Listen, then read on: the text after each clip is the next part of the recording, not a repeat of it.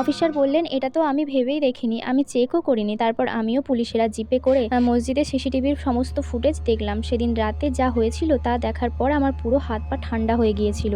যা দেখা হয়েছিল তার কিছুটা এমন। কবির চাচা কি মনে করে সেদিন মসজিদে এসেছিলেন, তাও আবার রাত 3টের সময়। তাকে দেখে মনে হচ্ছিল তিনি কিছু নিয়ে খুব ভয়ে আছেন। হঠাৎ দেখলাম একজন জ্যাকেট পরা আর মুখে মুখোশ পরা একজন ব্যক্তি, হাতে তার একটি ধারালো কুড়াল। তারপর আমি ও পুলিশেরা জিপে করে মসজিদের সিসিটিভির সমস্ত ফুটেজ দেখলাম। সেদিন রাত্রে যা হয়েছিল তা দেখার পর আমার পুরো হাত পা ঠান্ডা হয়ে গিয়েছিল। যা দেখা হয়েছিল তার নিম্নরূপ। কবির চাচা কি মনে করে সেদিন মসজিদে এসেছিলেন, তাও আবার রাত 3টার সময়। তাকে দেখে মনে হচ্ছিল তিনি কিছু নিয়ে খুব ভয়ে আছেন। হঠাৎ দেখলাম একজন জ্যাকেট পরা আর মুখে মুখোশ পরা ব্যক্তি, হাতে তার একটি ধারালো কুড়াল, মনে হচ্ছে চাইনিজ কুড়াল, আর লোকটা বিড়ালের মুখোশ পরেছিল। কবির চাচা মুখোশ পরা ব্যক্তির পা ধরে খুব কাকুতি মিনতি করেছিল যেন তাকে না মারে, কিন্তু মুখোশ পরা ব্যক্তিটির কোনো দয়া হলো না। লোকটা লাথি মেরে কবির চাচাকে সরিয়ে দিলেন। তারপর কুড়ালটা একেবারে কবির চাচার মাথা বরাবর চালিয়ে দিলেন। ঠাস করে কবির চাচা চিল্লে উঠলেন। তারপর মসজিদের বাইরের সিন দেখতে দেখলাম যে মুখোশ পরা লোকটা মসজিদের পেছনে দরজা দিয়ে পালাচ্ছে। তারপর একটা জঙ্গলের ভেতর পরে তাকে আর দেখতে পেলাম না। এই দৃশ্যটা দেখার পর আমার ভয়ে হাত পা কাঁপছিল। হাত পা কাঁপতে কাঁপতে পুরোপুরি ঠান্ডা হয়ে গেল। পুলিশেরা বলে উঠলো, তাহলে এটাই খুনি। তারপর পুলিশ ও আমি আর তাদের সেনাবাহিনী মিলে আমরা একটি জিপে উঠলাম। জিপে করে আমরা সেই জঙ্গলের উদ্দেশ্যে রওনা দিলাম। এমনিতেই কুয়াশাতে ভরা, আর এই জঙ্গল তো পুরো কুয়াশাতে ভরে গেছে। তারপর জঙ্গলের ভেতরে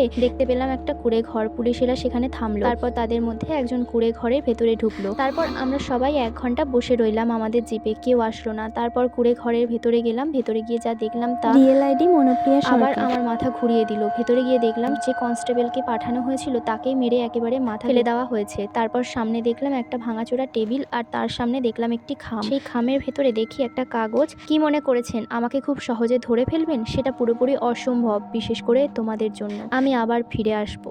মসজিদের ভেতর খুন গল্পটি এখানেই সমাপ্ত হচ্ছে।